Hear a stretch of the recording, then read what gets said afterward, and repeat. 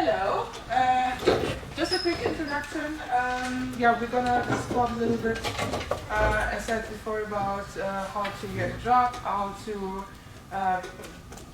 pass the recruitment process, a little bit also from our perspective, because we are two people who are the first ones usually to see your portfolio or to see your CV. So hopefully we can give you a few tips. I'm Julia. I work now at Planet X. I was before Keoken, and I'm also a Women in Games ambassador. I've been in the games industry for 9 years now, and now I'm also in virtual production, VFX, post-production for movies and film. And yeah, I'm management assistant and talent scout, so I reach out to interns and to talents to employees, but I'm also the first point of contact if you send a portfolio in or application in. So we will not go in depth into how your technical process for your portfolio looks like, but just a little bit about the general first impression. And more about to Sacha. Yeah, I'm Sacha. I have been in recruiting for over 4 years. I was previously at Paladin Studios, which sadly closed last year. I am now working in IT and SaaS, software as a service, and doing things on the side with OpenTrack. I have been doing a lot of different things when it comes to recruitment. I have been more used to a more passive recruitment style where Julia is actively scouting. I'm usually getting a bunch of resumes in and then having to sift through them so I can tell you a bit more about what stands out and how you can make sure your resume lights up in the pile of things I have to look through. And I'm also a Women in Games ambassador. I've been for almost 5 years. We've organized portfolio reviews ourselves before with Paladin and Keoken. So it was a pleasure to be here today, HQ organized by you. Thank you for that. Taking over the important job of making sure these things happen. So great to be here for that. And yeah, let's just dive into a little bit more Planet X first. Just a little bit of a heads up. We all know the industry is really shit right now. Generally, games is a cool industry to be in, but please be aware that there are also other industries that really could help with talent or like need your talent. Quickly, for example, Planet X. As I said, I come from games. I went into another industry. I wanted to stay in entertainment, but I felt like I cannot do just like anything, but I still want to work together with 3D artists or with artists in general. So where I ended up is actually a really cool place. I didn't know that this is not the office. This is not the office, but just to give you an impression of like what is also possible, for example, with 3D art or movie compositing. If you have that skills, we scanned the light spline. This is a very big fucking cloud point, scan. And then we had 3D artists, actually also from HKU, from US and from Media College, that were here before. They made a whole 3D model of the whole light spine. If you have been there before, you know how big that is, how detailed it is. And projected that onto a screen and put that into a virtual production set basically. And the cool thing is, we also scanned the interior of the Apple Store, had 3D artists rebuild that, also 3D artists that, I think 2 of them were also from HKU actually, from the game studies, different industries. And then this ended up in the whole movie basically. So get yourself out a little bit of the game mindset and just see where else you can end up, for example, Planet X.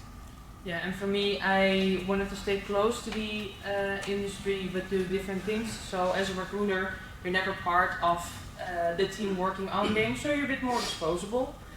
So together with a friend, I've now been doing more freelance stuff, recruiting for small groups of people working in the industry, but also writing articles on the latest one, for example, why it's important to hire juniors within creative industries to fuel pipeline and give you guys a chance to put your vision into the next generation of games.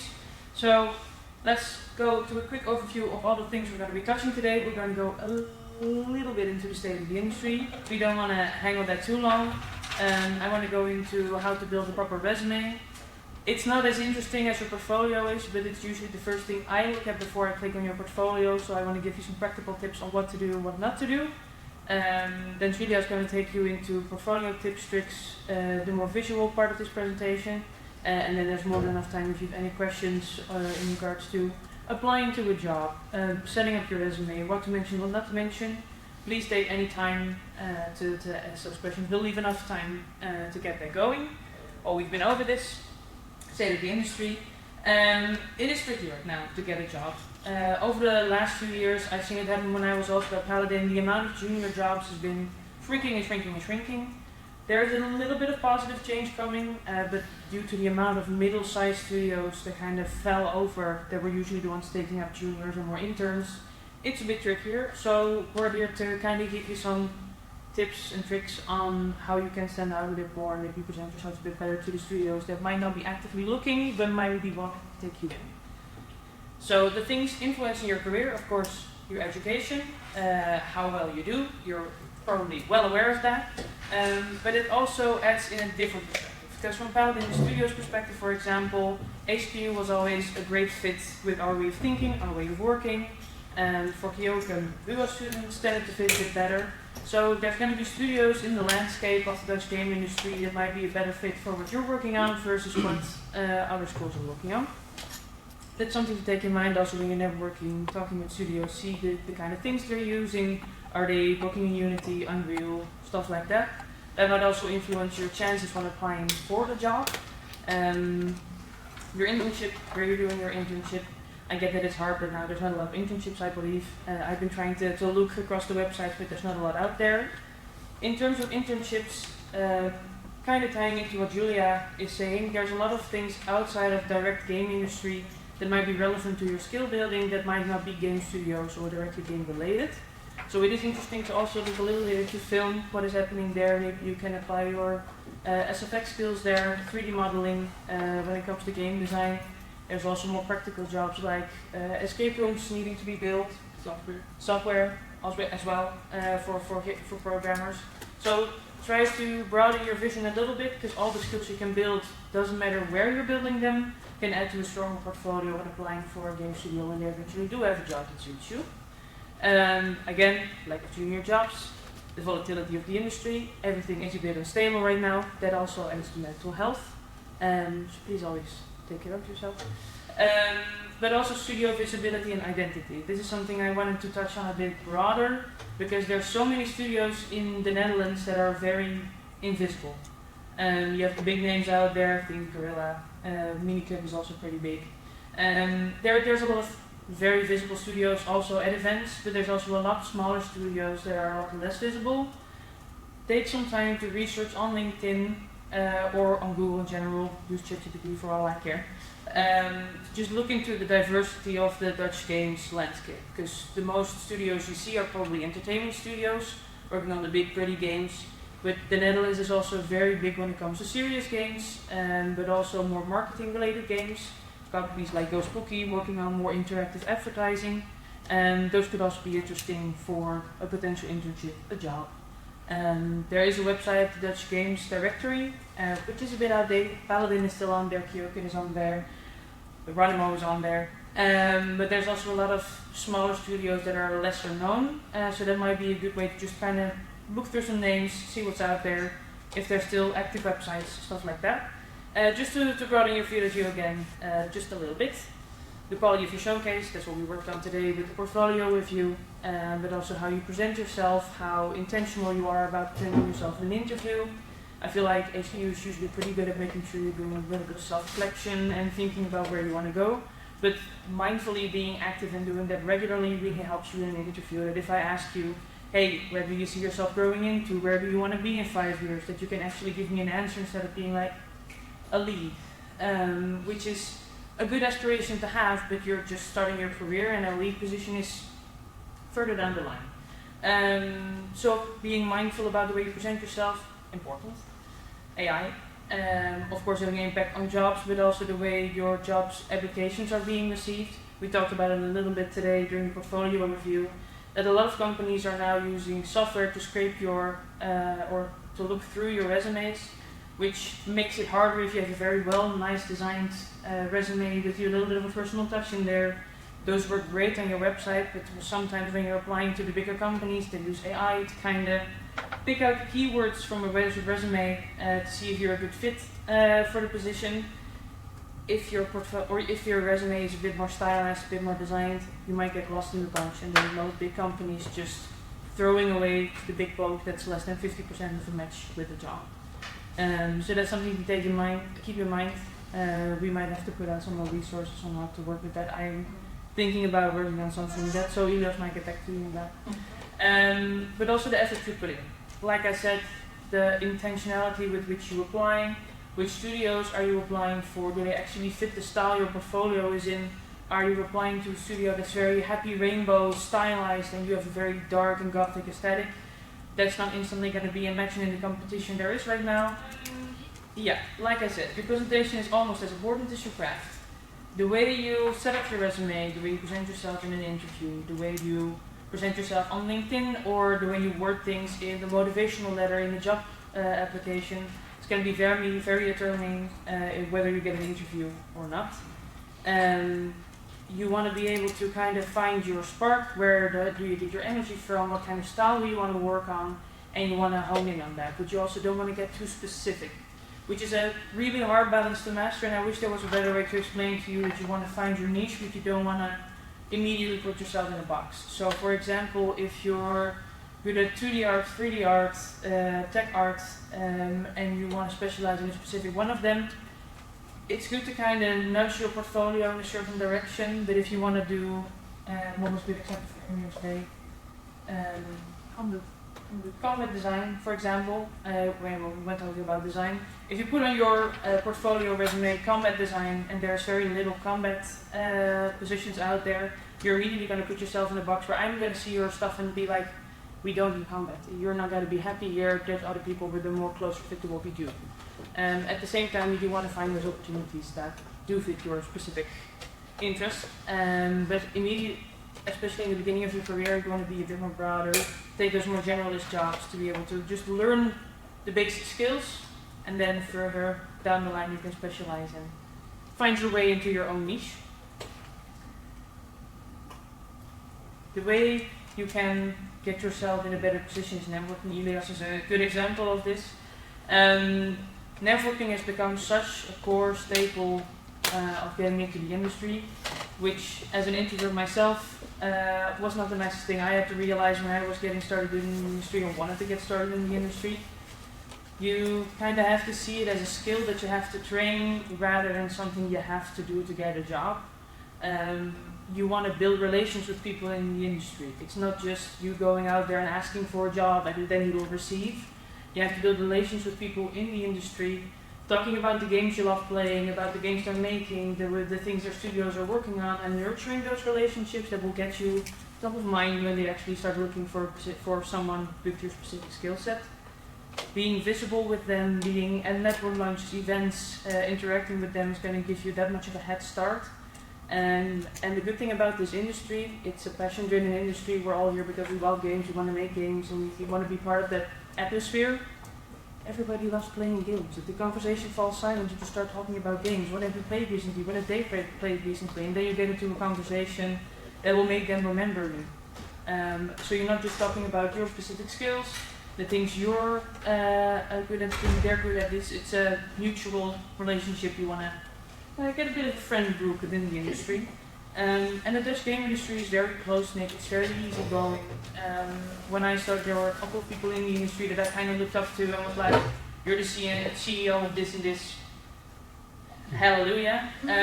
Turns out they're just people. So volunteering at events like Indigo. Come on. Volunteering at events or being part of events is the best way to kind of get a lot and to start is talking to people.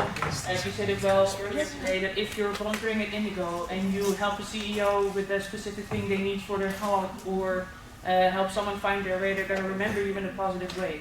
It doesn't have to be a specific memory, oh yeah, I'm playing some girl on the night, but they at least recognize your face, and that's an easy way to them. If you're in a pile of resumes and your face is on top, they'll recognize you, yeah, head start. It's become more and more vital so you can also go together. You don't have to move alone and do things on your own. Use each other resources as resources. Same goes for things like LinkedIn. Connect with each other, help each other, and engage with each other's content so you get more visibility, get more podium with studios, and so you can you're all in the same boat. Help each other get that spotlight as well. So yeah, networking. Then I want to get into resumes and how to structure them well. When it comes to resumes, there's one thing I would like to urge you, ask you, forbid you to do, and that's putting skills in your resume. If you give me a 4 out of 5 dots on C#, for example, in what context? Are you comparing yourself to the senior? Are you comparing yourself to other students? I cannot smell what context you build these skills in from a resume. You can use words to describe what you're good at, how many years you worked with a certain software, how many projects you worked with a certain software with, if you got a certification. But this tells me nothing and is such a waste of space in your resume, and I see it so often and it's such a shame. So this is a specific notion. I never want to see any of your resumes with skills in them. And then to get more in depth on how you can angle your resume and how you can build it.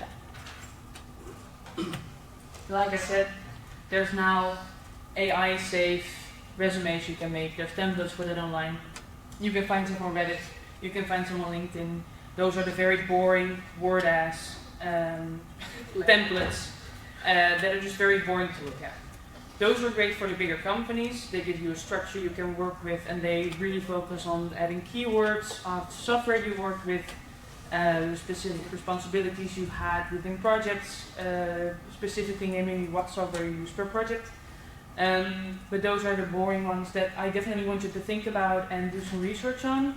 But I think the things you want to work on most are the more fun, stylized resumes that also reflect a little bit of your personality. In general, when it comes to formulating your resume, you want to think from the perspective of the person looking at your resume.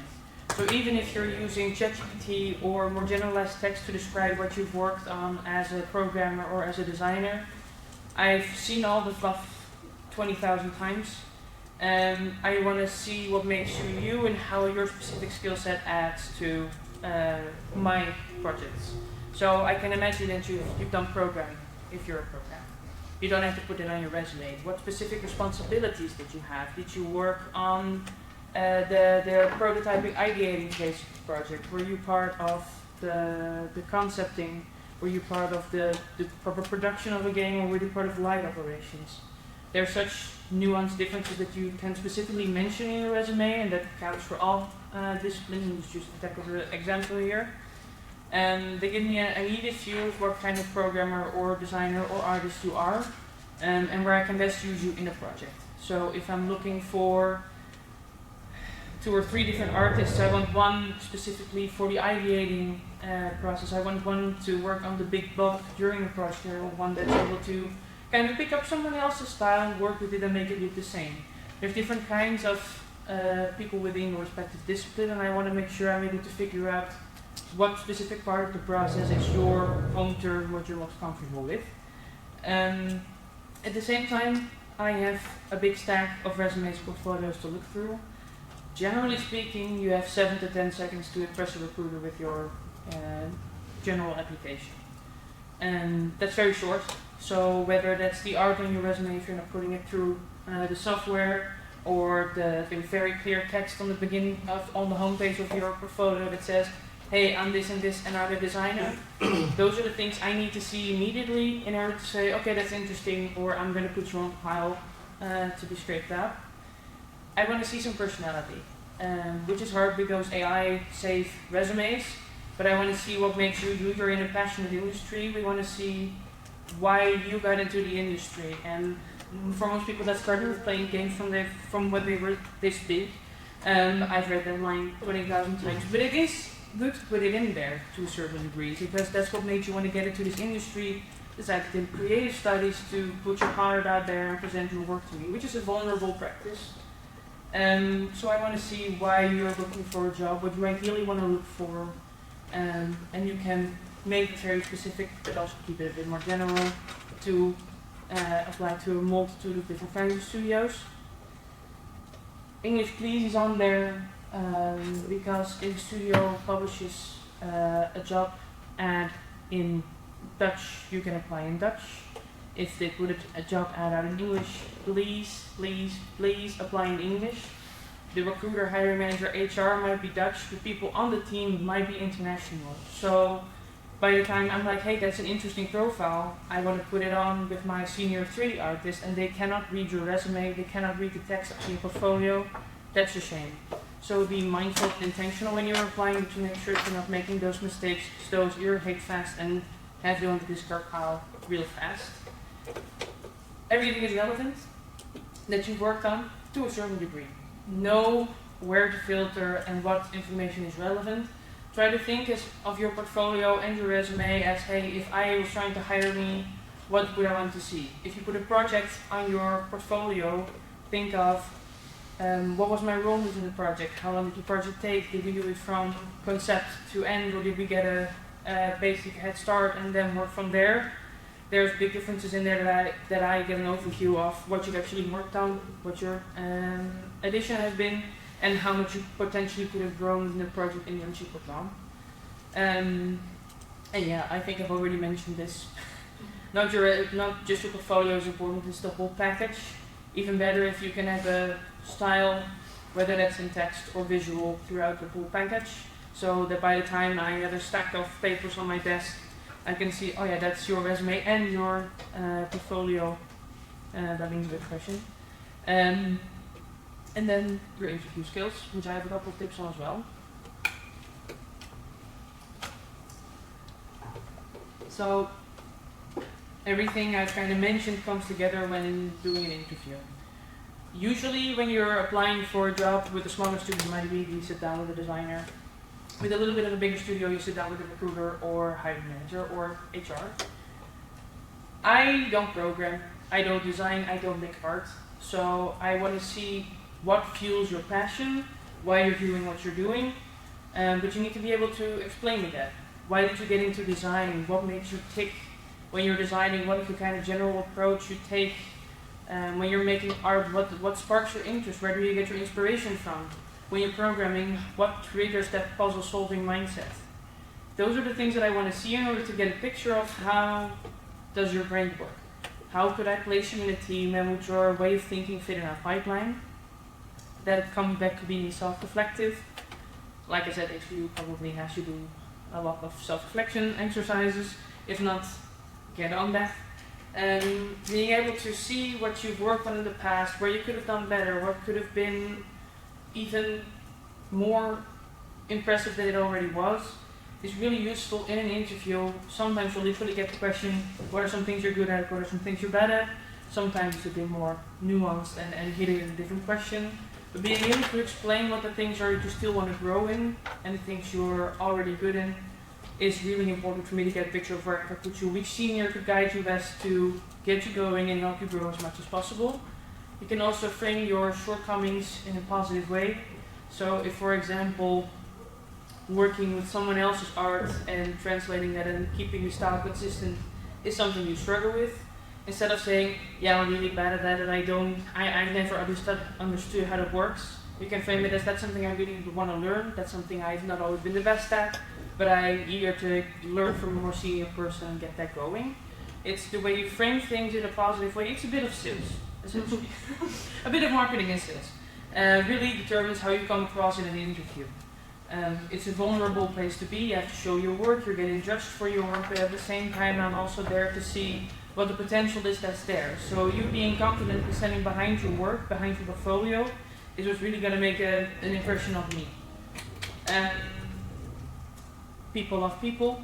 I want to have a normal conversation with you.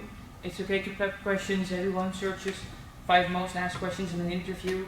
It's good to write those down beforehand and get your mind going on those kinds of questions. At the same time, I don't want to have a conversation with you where I can see you just leaning off to the right and reading from another screen. That's not a conversation that's not going to make me think like, oh, I'm going to give you a shot. I'm thinking less on a personal level. I'm also there because I want to work in games and get you on board if possible. Reading into studios you're applying to, I get that's a bit of a hard one with how competitive the landscape is and how many applications you probably have to send out in order to get a response from a studio. But at the same time, if you're applying for a studio, also make sure that the title of the job and the company are correct in your letter, please. That happens, sorry to butt in, but that happens so many times, I cannot believe it. And at this point, it is a no. it happens too much. So, again, being intentional, attention to detail, but also reading up. If you do get an interview, make sure you at least know the last couple of games they've made. Try to see if you can figure out what engine they work in. If there's any things they've put on LinkedIn or an article that's come out about the studio, about things that they're working on, a new partnership that might be on the horizon. The studio might have announced that they're working on something with Netflix. Cool, what are you working on? Great questions to ask in an interview as well. Always ask questions. Doesn't matter how small or big, always ask questions.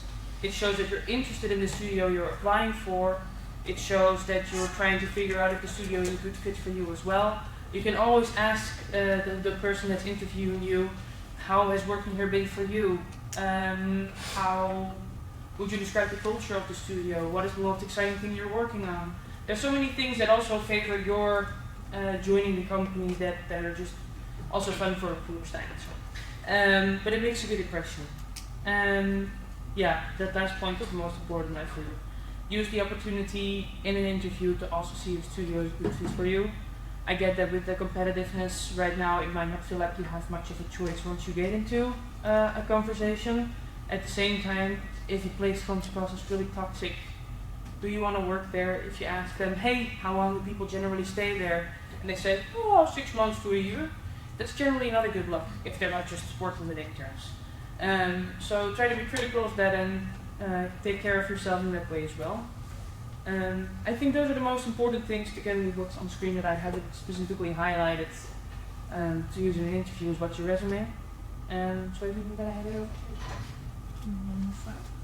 No? No, super. You want? Yeah, I'm afraid of tripping. Quickly, I will dive into a little bit deeper on practical tips. The people that were in our group today already have heard a few things about it. But again, just to explain, Sacha, for example, she gets a lot of applications when they have an open job. I'm a talent scout, which means I spend a lot of time on LinkedIn doing my work day, and I actively look for people that have a profile on LinkedIn or an outstation. I know, for example, in a few months, my producers asked me to hire 3 animators and 2 3D artists for me. I also do have interns for that. So I'm actively scouting already for positions that are not officially open, which means I don't read your resumes. I don't like to read cover letters. I do. I like to look at pictures. So I have seen a lot of art portfolios specifically, so I'm going to give you a little bit of tips on art portfolios, but I think they're also transferable to game design, narrative design. Programming portfolios are always a little bit hard, because I have no idea how to navigate it, but that's something else. That's not your fault. That's not my fault. We had a quick talk about LinkedIn also earlier in our group. I hate LinkedIn. I hate a lot of social media sites in general. I know a lot of people also hate LinkedIn, but I urge you to use LinkedIn actively and use it as you're using Teams or Slack, just another skill in your day-to-day work life, basically, or professional life. Don't treat it as a social media website, don't put baby features, dog features on there, but really just treat it as like part of your professional software arsenal, basically. Because, as I said, like I'm a talent scout, my adrenaline comes from seeing interns or seeing people with the open to work banner. I know a lot of people say don't put that on, it shows you desperate or something. That's completely bullshit. It Sorry. works. It just works. It just works, because if I am looking for, I want to hire an intern, I just literally put into like in the, what's it called, LinkedIn recruiter search engine. I don't know how it works in the background. Where I put in like HKU 3D artist internship students, and then your portfolio or like your LinkedIn profile might come up if you have put in it's a little bit small to read maybe. If you put in the open to work, I'm a student of HKU. I'm open to work for computer programmer, software engineers role. I'm mostly interested in graphics programming and I'm searching for an internship. That profile immediately wants me to link with you and to look up your portfolio, look up your contact info, put that contact info into a talent database, and then eventually if my team says like, yeah, hey, we actually might need a programming intern that we have the capacity for, I directly can tell them like, hey, this person is still open to work, can we directly contact them? And then you don't even have to apply somewhere, but I'm reaching out to you to give you potentially an internship. So really treat LinkedIn as just another tool. Don't put too much thought into it, but just make it a little bit nice and searchable.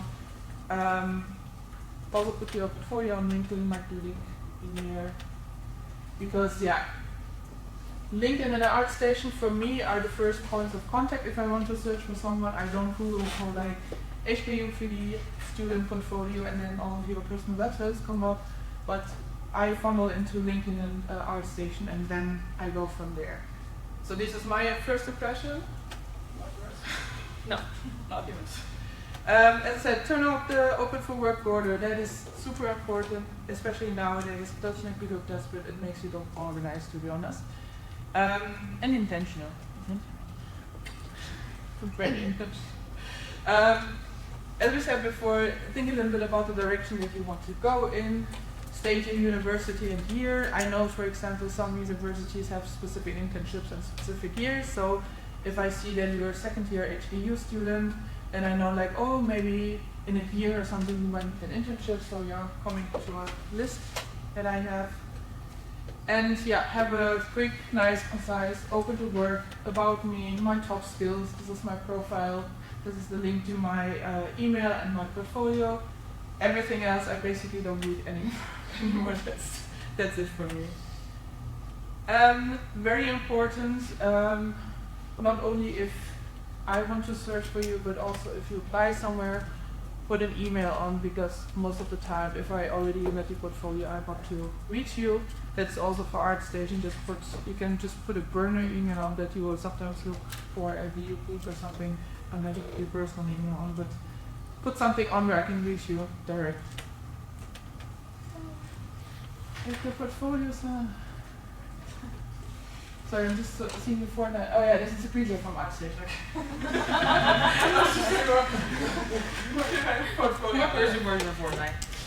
As much as Sacha hates the lines, or the skills, the lines, I can do a little bit of a nitpicky thing with thumbnails.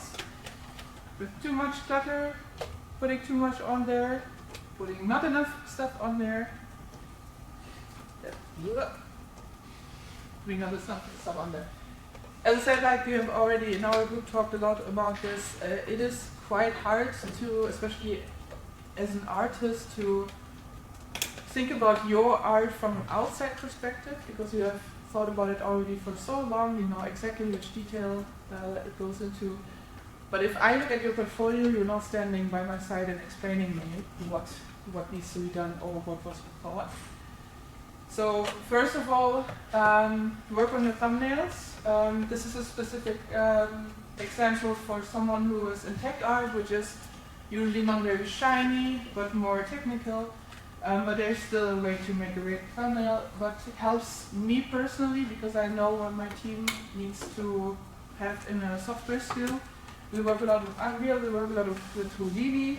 Other companies might directly work with Unity. So if you just quickly put in like, this is something that I put in that I made in Houdini, I already know, okay, you have worked in Houdini before, that's a good skill to have. Please also don't apply to studios that use Unreal Engine if you've already worked Unity, we've talked about that before. But if I reach out to someone and look for someone, then I already know what's happening. This is, to be honest, a very good way to present more technical things. Make it a little bit uniform, not uniform, but a little bit cohesive. Try to use the software logos here. I don't care if you have code here, if I see which software is involved. So just try to see it from a little bit of a technical item. Or battery is my simple. Make it shiny.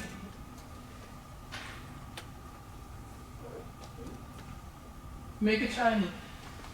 To be honest, but that's also the industry that I'm in, I love high resolution art. So I am looking mostly for high resolution art. So if I already see that these are, by the way, these are all student portfolios. So I'm not comparing any portfolio to senior or mid, but these are all student portfolios. Again, done in Unreal Engine, something high fidelity, high resolution. This is directly something where I can say that looks like a good intern.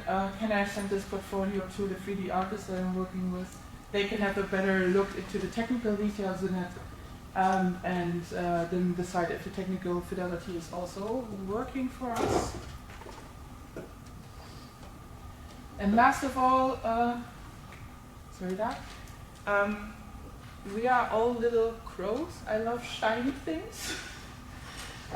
So really take some time to make the profile or your portfolio stand out by really making nice thumbnails. Make it a bit shiny, play with the light, develop a kind of like visual eye for how to present your art. Not just put, I don't know, a screenshot in gray with a box that you modeled in there, but show the box in context, show the box with lighting, make it a little bit pretty, do a little bit of set dressing, this goes for the artists for example, and then present it like this. If you see that your screenshot of the landscape is getting cut off, make sure it's focused on the right part of the painting that's gonna draw people in. It's a detail. Yeah.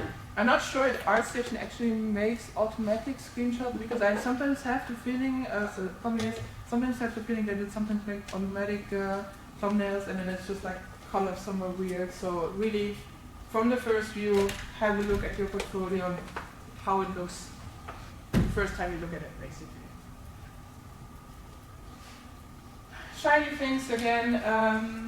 If you work on a project, doesn't matter how big or small, if it's just a student game or just a game jam game or something like this, put on like, okay, these two items were made for a specific project, especially if you have like different styles that you're doing. These two items were made for a specific project. These projects don't go together with this one, but this is also a skill, so that a recruiter or that the team or the department that looks at your portfolio later on also can see like, okay, you definitely developed a visual eye here that is a little bit different from the stuff that you usually do. Looks good because all cohesive and it's not just like thrown together. And lastly, and I think that's very important for you students, you all have a great eye, you all are usually very artistic. You start out, for example, with illustrations, with studies that you're still proud of having on there, but eventually you notice that you want to go into environment design. This is a little bit of a 50-50 how you approach it. I kind of like to see that, the style that you're going for in the end, but I also like to see that you understand portraits, for example, that you can illustrate, that you have an eye for illustration, you have an eye for lighting or something. But this person, for example, went into the environment art direction, but still can't paint very well. That just like this part is not relevant to the job anymore, or like to the internship anymore, but it's still good to have on there. You don't have to put everything on there that you did with, I don't know, 10, 12, 14 years ago. Like sometimes it's also good to leave the past a little bit behind and see it as development. But if you think it fits, like stylistically it fits with what you are already presenting or the way that you want to go and put it on. I know a lot of other recruiters and talent scouts don't like that, but I just if it looks good, put it on there. There's ways to go about it. If you at least sort it on relevance, so if you want to go into an internship that's focused on environment art and that specific style, put all the things you've worked on that fit that style at the top. chronological order is not a rule by law within your portfolio. If you're looking for a specific style of internship, for applying for a specific type of studio, everything that's relevant to that, put that to the top. If you want to keep things that are not relevant anymore on there, that's fine. But coming back to that 7-second rule, I want to see what's relevant to the thing I'm reviewing you for first. That's, I think, the rule of thumb. If we have to scroll to come to the relevant parts or to the up-to-date parts, that I will already. Unfortunately. Yeah, last of all, I think these are our portfolios that were on ArtStation, and this is also, again, something that we talked about earlier. Try to group your projects, your assets together, especially if you say like, hey, I'm more of a 2D generalist. That can mean a lot, from concept art to actually making 2D to rigging to animations. Generalist is like such a broad term. If you specify a little bit, I'm a generalist, but I know how to do illustrations, I know how to do character art, and I also know a little bit about animation and how to rig a 2D model for animation. That is a good start, and with this kind of sorting, I can also say, like, to the if you, for example, apply to the animation internship, then I can just get this link to the animation department and tell them, like, hey, this is what they're doing already, this is something that fits in. And then the animation department can look at it, but they can also browse around a little bit, and that makes it easier for them to find, because usually the other departments, they are not there for scouting people or looking at people's portfolio, so we want to keep the time short for them. A big thing that is that's taking up a lot of space is a lot of people, especially for example in concept art, they just put the finished concept art on there. That is not important for us. We want to see how you got there actually. As I said like before, you don't stand there when someone looks at your portfolio usually. So you want to put everything in there that is relevant to the end result. Was there a prompt that the school said, like, you have to do concept art in the style of Arcana? It needs to be low poly and you need to use the color yellow or something like this. Put all of that in there, put your first initial concept on there, why you got away from that first initial concept to the second concept, and then there's the finished concept. So the finished thing is usually not important in the whole pipeline of making games or making any entertainment project, but how you got there. And this is the most important part for us to see, like, how you as an intern fit into the team, how you think, and how you can also take criticism or know how to edit and kill your darlings, basically. I just put that in earlier because we were talking about how can I translate that into narrative design or game design. Also, I don't want to just read see the finished game or read the finished document. I want to see, like, this is what we had as a screenshot for our first visual prototype. I think you cannot recognize who it is, but that's all from Bruce from who did Bloody Hell, well, I think last year. He really made a nice explanation part of his part of, like, Bloody Hell, the very first prototype, how it looked like. His prototypes always look shitty. Like, no one will hate you for putting a shitty prototype screenshot in all the shitty. What we did for the first iteration, play testing, then we decided this is not fun, okay, we're going to do something nice again. So explain a little bit how your brain worked in coming to the last point, or like the finished point. Same goes for 3D art. I don't want to just see the turntable or the finished model. I want to see how did it look in the beginning stages, why did you do this, how does the hair look in the engine, is it too much, is it not enough, does it actually work in a game, or will the lead 3D artist tell you less polygons, I don't know, less trees? Does it actually work in the engine, and can another rigger or animator work with your model? So all of this, you need to understand where your place in the pipeline of making a game is. Again, the same thing with 3D models. If you can do it, if you're a prop artist, for example, try to put it in a small scene so that I can see, oh, we have thought about how the lighting works, how the interaction with potential lighting works, or how the animator needs to do something. Just put a little bit more thought into your presentation. Same thing again, a lot of fun. This is maybe also interesting. If you use concepts from, if you're 3D artist, for example, and use concept art from another person, by any means, tag that person, put it in and say like, hey, I found this stuff so cool, I wanted to model it myself. That is super nice. Also gives you a little bit of synergy of the other person seeing your product, your prop. The other person maybe works in the studio, they say like, oh yeah, there was a student who made this super cool stuff based on my concept art, maybe I can work with them. Super cool. And just a quick recap. These are all nice thumbnails. This wants me to click on the portfolio and learn more about you. I think a good way to summarize with all these 10,000 hysterical gifts is that the main takeaway here, I think, is to think of yourself as part of the process. When showing your portfolio with just the end work, most 99.9% of your time within a studio is spent during the game development process. You're not there sitting and looking at the pretty game you all made. So the way you present yourself has to help us and eventually the team get in the mindset of how can we put you in that pipeline and get to work and use your strengths.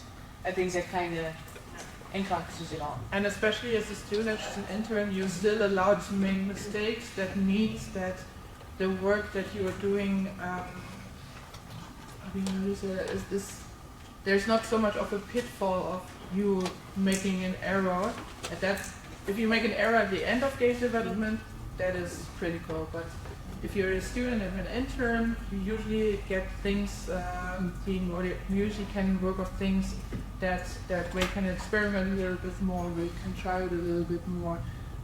So it is usually a little bit earlier process of game development, and then not at the end where it really is like, okay, 1 week we need to put it into the eShop so everything is written. Unless you work for the best of course. Unless you work the QR code on screen links to a Drive folder I set up. It doesn't work, that's great, I'll send you the link. What's in there, so you get that later, is a cheat sheet for interviews with a little bit of reflective questions. So you can think about that before you go into an interview. You can just copy it and reuse it every time. But there's also a fact sheet in there with the things I look at first when I'm looking through your portfolio, resume, etc., etc. So you kind of have a summary of all things we mentioned yesterday as well.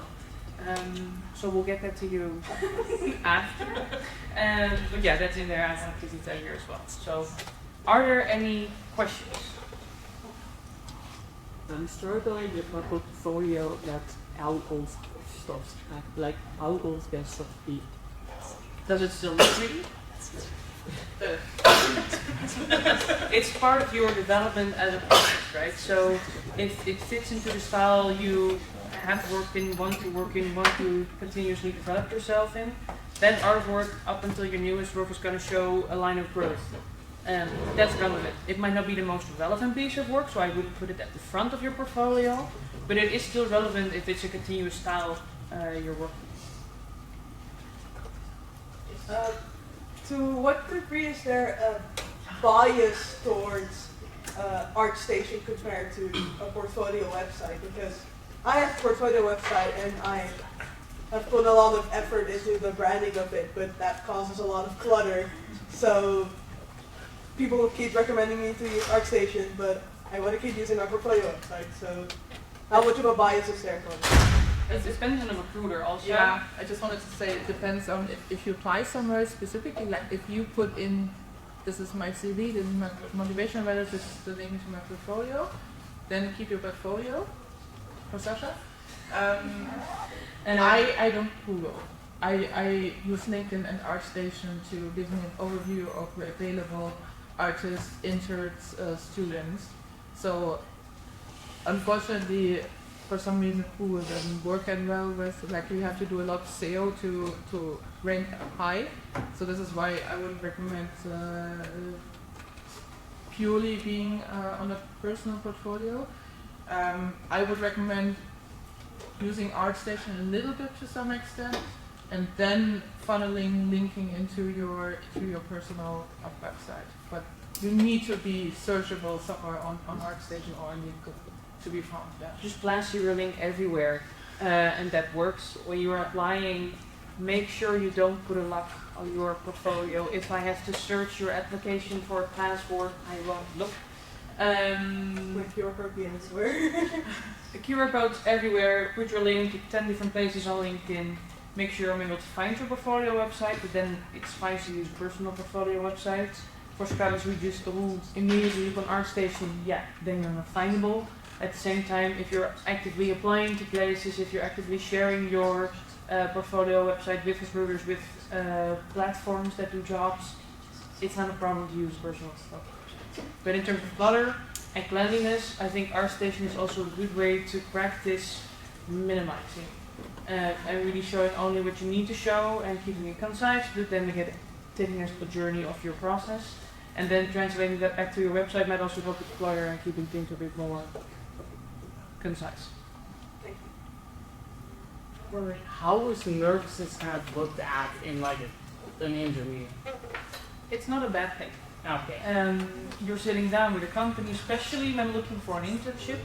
It's probably one of your first times interviewing for a big job. So it's totally okay to be nervous. Feel free to also mention that you're nervous a little bit, that's totally fine. It's not necessarily how nervous you are, but it's how good you can talk about the things you've worked on.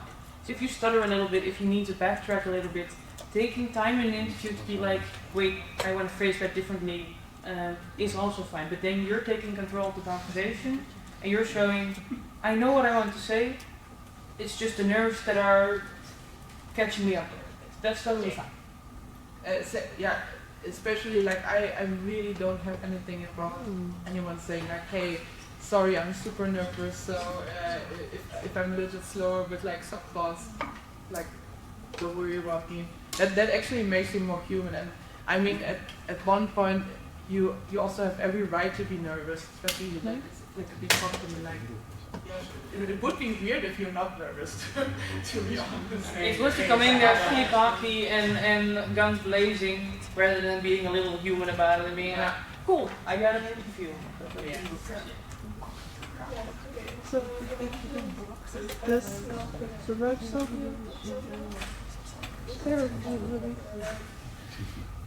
how they are the instant dance, which you also feel good.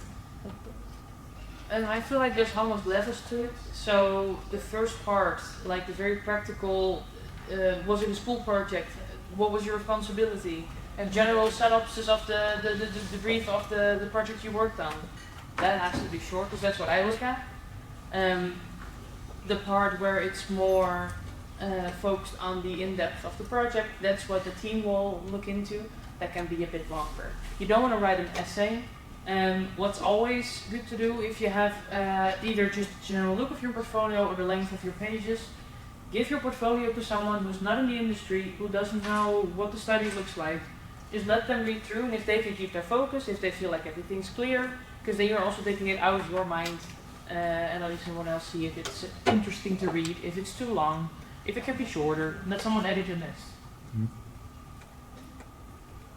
I make my portfolio in XD. Is that also, like, it's not really a website, but it's a link to a track? Yeah. Is it also something that you can use, or? We don't have, like, this is again something, if you apply somewhere, I think no one cares Okay. in, but it's not searchable. Yeah. Yeah. So I want to ask, so I'm from the perspective of like a designer rather than an artist. Like I have a thing when I'm putting things in my mega portfolio, just want to choosing what to show the, like a lot of my games I get that made where I'm not an artist, so I use assets or use like logo on my art. things that don't look so beautiful. So how important is that? Like when looking at the portfolio of someone who's not an artist, how good things look? Like how good the art of the games are shown looks? How good those thumbnails look? Like what exactly? What do you focus on then? I mean, if you're a game designer, for example, don't put the art on the thumbnail. But more about like what was your, I don't know, the decision tree or an interaction or something like this. So it's less about pretty, more about what did you work on. So if you have a good image that's the cover of your game on Itch or Steam or whatever, that's fine. It's less important. If I'm looking at a design portfolio, I'm also looking at what's your thought process. How clearly did you depict that? That's not necessarily the cover, that's more so the stuff behind it. So basically, so more showing representing the process, the design process, rather than necessarily images of the game itself. I mean, it's fun for a design portfolio. I usually click through the first couple of things on your portfolio. So make sure that the most relevant projects are first, because then if I click on anything, whether the cover art is pretty or not, I'm going to see what you work on and how that's relevant to the studio you're applying for. this is the same thing again here with these kind of screenshots. Like this is not the game or the finished product, but it's showing a work in progress in between. So this is in the same vein. You can also show, I don't know, as I said, like decision tree. If you're working on a quite dialogue system or something, you can also put that in there. As someone who tends to lose a plot when being asked a question, how do you sort of stay on track? What did you eat today? I am not doing anymore. No, if you get a complex question and you feel yourself kind of sliding off a little bit, a good rule of thumb to keep in mind: if you're talking for more than a couple minutes, you kind of find yourself just having a monologue. That's usually not what you want. An interview is also a conversation. So you can always try in your mind to roll it back to the question. So if you remember the question that was asked, so to come back to the question, or you can always ask, does this answer your question? That's always a great fail-safe. If you just start rambling and you kind of lose it all, did I answer your question? And if not, then they'll repeat and then you'll get back into the conversation and get back to it. So you can always ask that. That's a fail-safe. And yeah, try to keep in mind that you don't want to be talking for too long. I love hearing what you're passionate about, but at the same time it's a conversation and I ask you a question and we then move on to the next question instead of you filling half an hour of the interview with your introduction and why you went to the games in the first place. So kind of try to keep it short and concise, so thinking about your answers on the most obvious questions before then helps with that to kind of keep it more concise and not the bullet points in your head, so to say. Is it smart to put your resume and stuff already on your portfolio website as a bundle? Yeah, I really like there's a about you section or something. If there's just like a little click of a button to maybe a PDF or a like viewable Google Doc, please make it viewable so that I don't edit anything. You can don't do the QR like I just did the presentation. Yeah, I really like to have like a one click, just like a little summary, a resume of your work that I can then also give to the artists. In a smaller studio, we don't work with like a application system, for example. So I literally did, I give the 3D artist, I give the name, the link to the portfolio, and maybe like a quick resume or summary, so they know that a couple minutes, right? So if that's possible for you to do that, that's really nice. We had a discussion before that is not readable with like the AI in the application tracking system that doesn't crawl the internet just read that.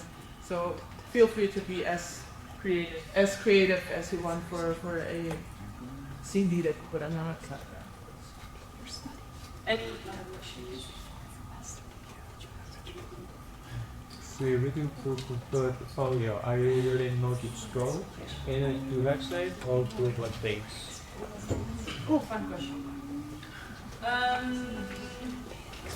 I think this is fun. I think I'm more of a clicker. I think I like seeing an overview of projects and then being able to click, but that's more so for design and technical sense. For art, I don't mind scrolling, especially the most relevant works at the top, and I kind of work through different stages of projects worked on. I don't think there's a right or wrong there. I like clicking. I also like a first overview first is the art station thing again. Like I like to see all of the ways that I can get into, and then I click, and then I would like scroll, and I would like to see what you have built.